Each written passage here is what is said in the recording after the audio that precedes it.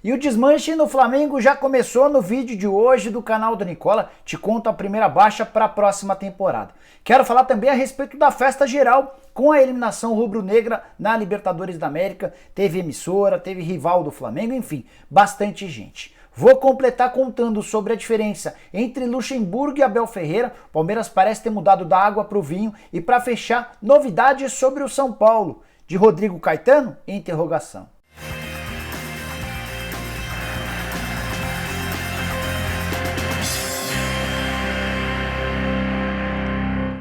Fala aí pessoal, sou o Jorge Nicola, bem-vindos a mais um vídeo do canal, bem legal ter vocês por aqui. E antes de passar todas as informações que eu prometi, dois rápidos pedidos. O primeiro para você deixar um like, o segundo para você se inscrever no canal. Para se inscrever, só apertar esse botãozinho vermelho de inscreva-se, combinado? Bora começar o vídeo falando sobre a mudança radical pela qual passou o Palmeiras, especialmente depois da saída de Vanderlei Luxemburgo. O time que vinha, por exemplo, de derrota para o Curitiba dentro de casa, já havia empatado com o Goiás, já havia empatado com o Sport e não dava a mínima impressão de que brigaria por título algum.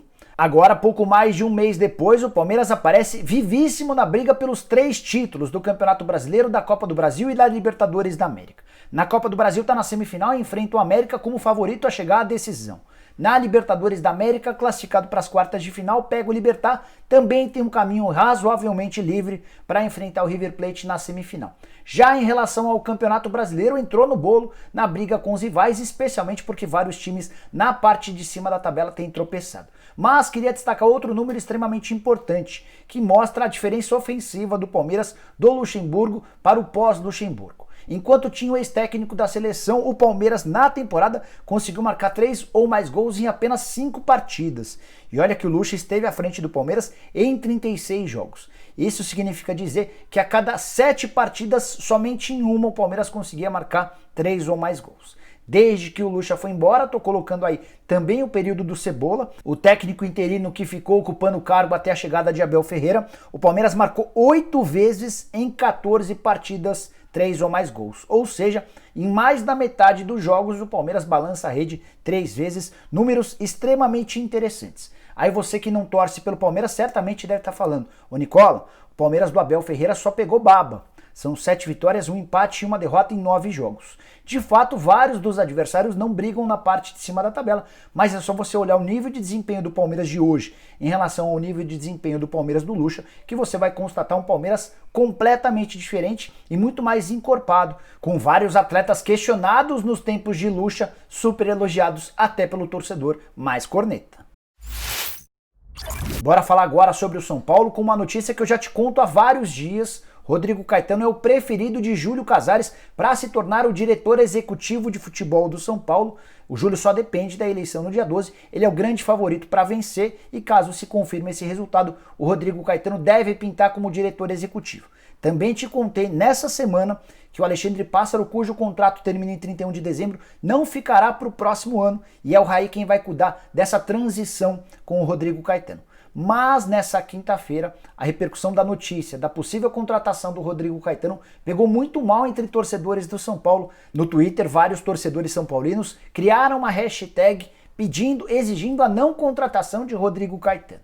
Acho um pouco de exagero da parte do torcedor são paulino. Rodrigo fez bom trabalho no Internacional, a montagem desse elenco com pouquíssimos recursos. Era uma montagem boa, tanto que com o Eduardo Cudê as coisas funcionavam muito bem. Onde o Inter mandou muito mal foi na escolha do Abel Braga, que não passou pela opção ou pelo desejo do Rodrigo Caetano. Aí você pode lembrar do trabalho do Rodrigo nos tempos de Flamengo.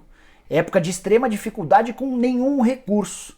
Mas foi na era Rodrigo Caetano e também de Eduardo Bandeira de Melo que o Flamengo foi plantando sementes que estão sendo colhidas agora como um saneamento total da parte financeira do Flamengo, além de uma categoria de base que passou a revelar vários jogadores, assegurando mais de 500 milhões de reais com transferências para clubes do exterior nos últimos anos.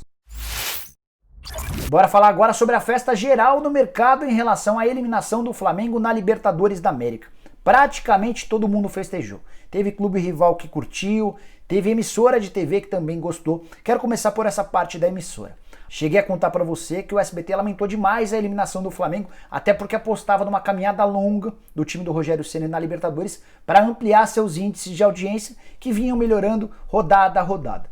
Inclusive os jogos das quartas de final que seriam transmitidos seriam no Flamengo, sim, o Flamengo na competição. O SBT mudou sua estratégia e vai transmitir as partidas do Palmeiras contra o Libertad.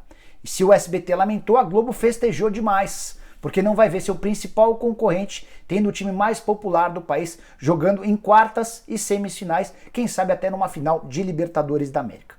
Para completar, a Globo ainda vai se utilizar da eliminação do Flamengo, vai começar a transmitir jogos do Flamengo também nos meios de semana.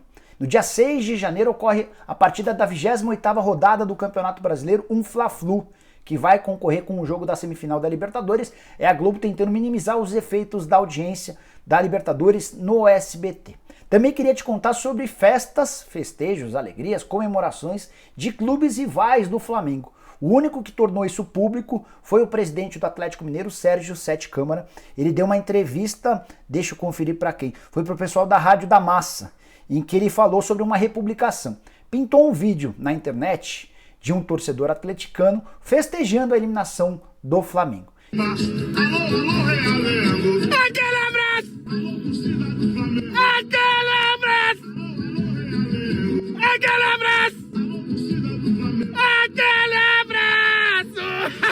E o Sérgio Sete Câmara republicou esse vídeo. Perguntaram para ele, o pessoal lá do Rádio da Massa, quem que tinha feito essa republicação na postagem, na conta oficial do Atlético Mineiro. Num primeiro momento, o Sérgio Sete Câmara até brincou dizendo que foi o estagiário, depois ele confirmou, abre aspas, na verdade torço contra mesmo e adorei ver o Flamengo se lascando, pronto, fecha aspas.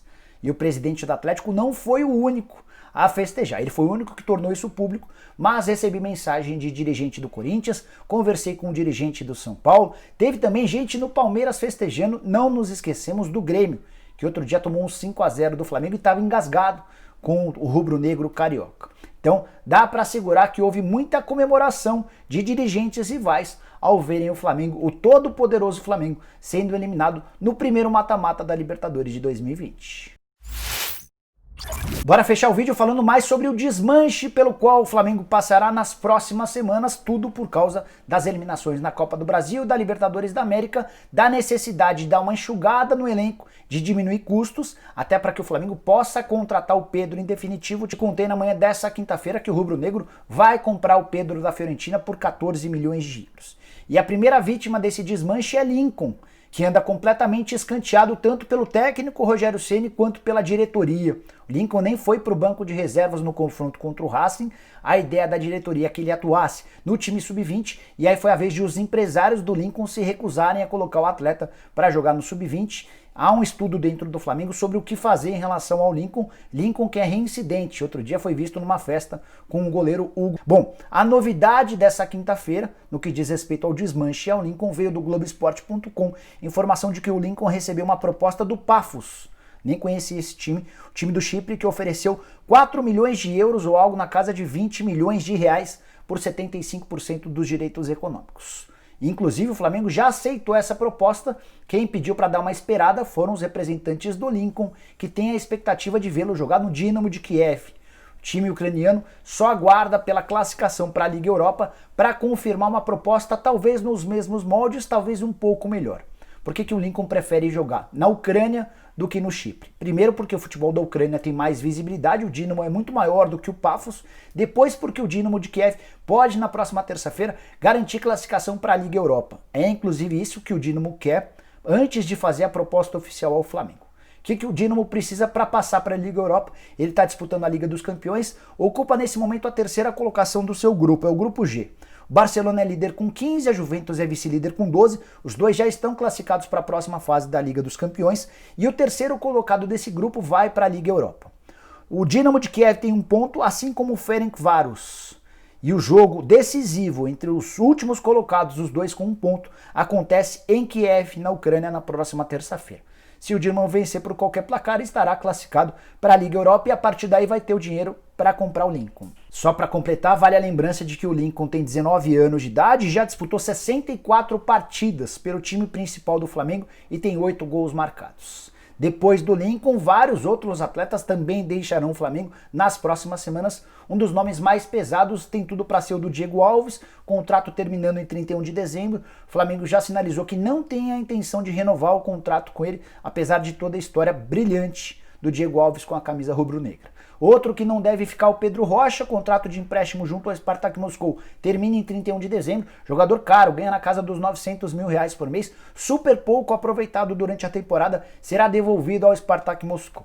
O Flamengo também aguarda por uma oferta vinda do Benfica pelo Léo Pereira, cerca de 6 milhões e meio de euros, até um pouco menos do que o Flamengo prometeu pagar ao Atlético Paranaense, o Flamengo comprou o jogador por 7 milhões de euros. Como o euro subiu demais em relação ao real nos últimos meses, pode até haver uma compensação e o Flamengo toparia fazer o negócio para se livrar do Léo Pereira.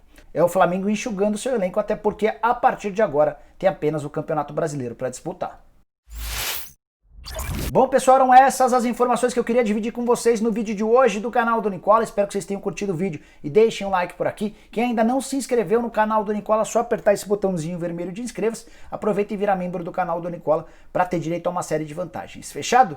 Nos vemos assim que surgirem mais notícias, tá bom? Abraço, tchau, tchau!